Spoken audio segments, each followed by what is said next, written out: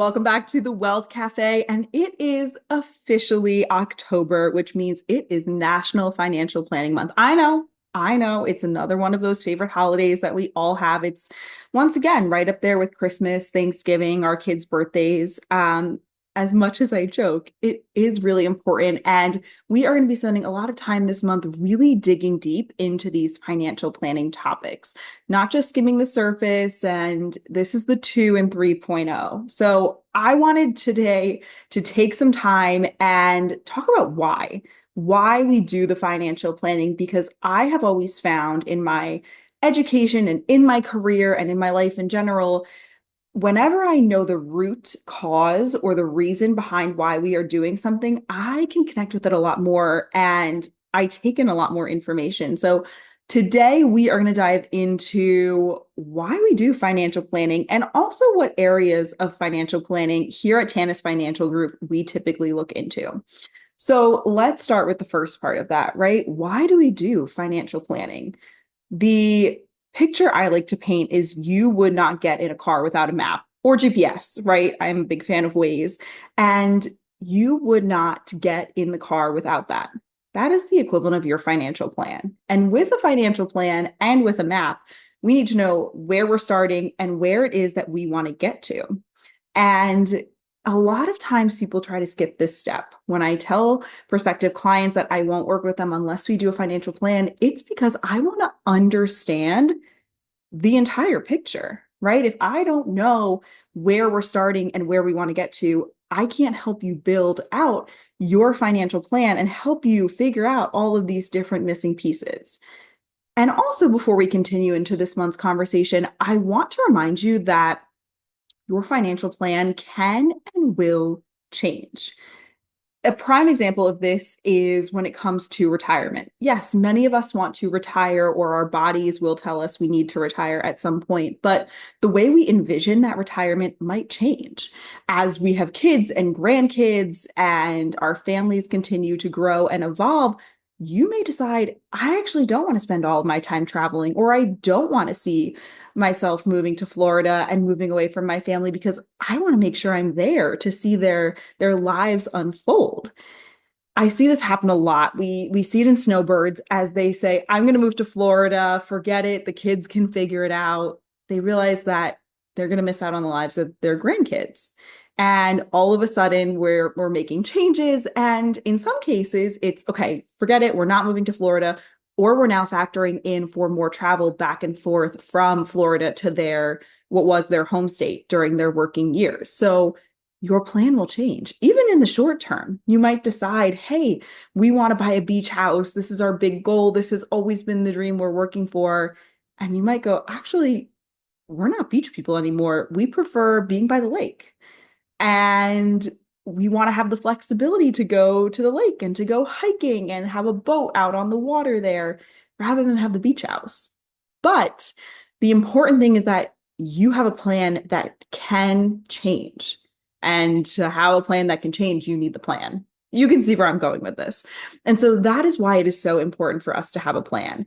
I also love the financial planning process because it allows me to really understand clients and what their priorities are. And sometimes, to be honest, when we are going through the financial planning process, there's a mismatch, right? So I'll have clients say, no, I don't really shop. I don't spend a lot of money on clothing. This is just an example, so take it with a grain of salt.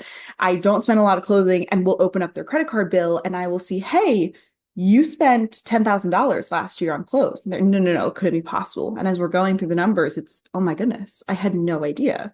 And so it's a really good check to see, are my priorities and where I'm spending my money, are they aligned? Because in some cases, it's not.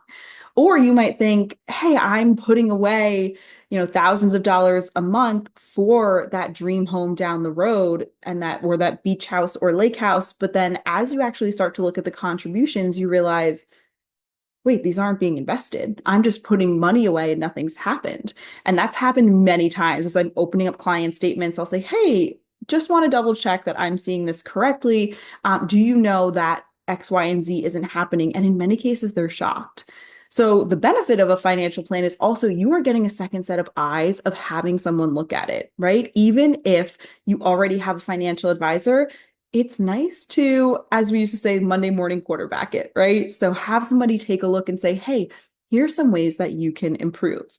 So here at Tanis Financial Group, we require all incoming clients to build this financial plan because we want every area of your financial plan to be focused on building that dream life. And we're going to dive into in a couple minutes here what those different areas are. But some people don't know what pieces they're missing. So by going through all of the documents, we can see, okay, you're missing your estate plan. Hey, retirement hasn't really been a priority recently. What's going on here? And it's a great conversation starter. And I want to remind you, if you are going through the financial planning process, updating a financial plan, or thinking about entering the planning process, remember that you can't change the past financial decisions you've made.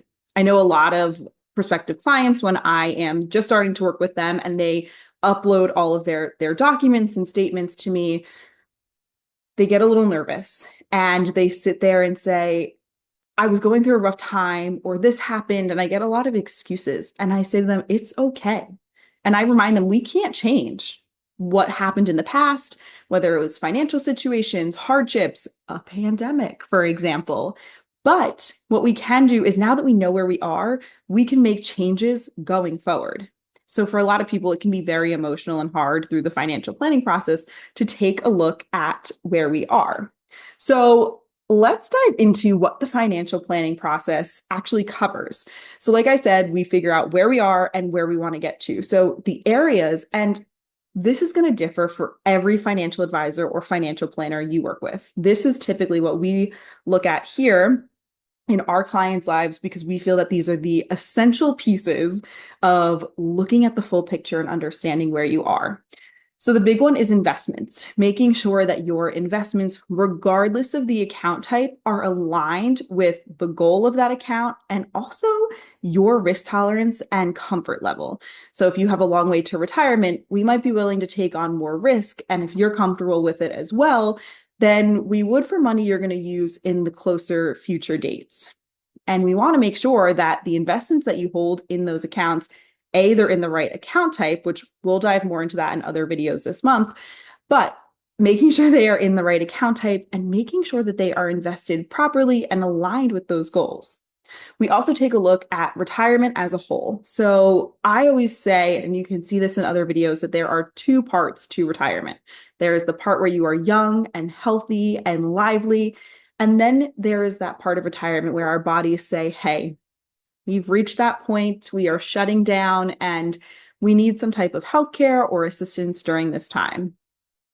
So we want to make sure that you have the funds to retire because although many people say to me, I'm never going to retire or I'm never going to slow down, or if so, I would do part-time retirement, we reach that point where our bodies say, no, you must retire, you must slow down. And we want to make sure that you are in the best financial situation you can be at to be ready for that moment where your body says, hey, it's time to step back.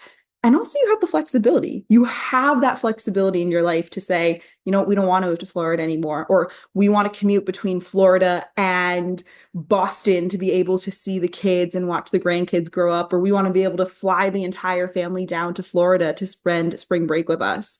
So having that flexibility in retirement.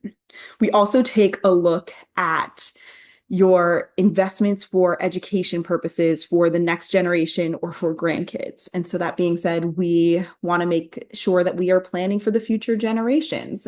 Are we allowing for them? To what extent you want to support them, right? Some people say, hey, my kids can figure it out on their own, or grandkids, I want to make sure that I'm covered, which is fine. There is no wrong or right answer in this process. It's about doing what is right for you.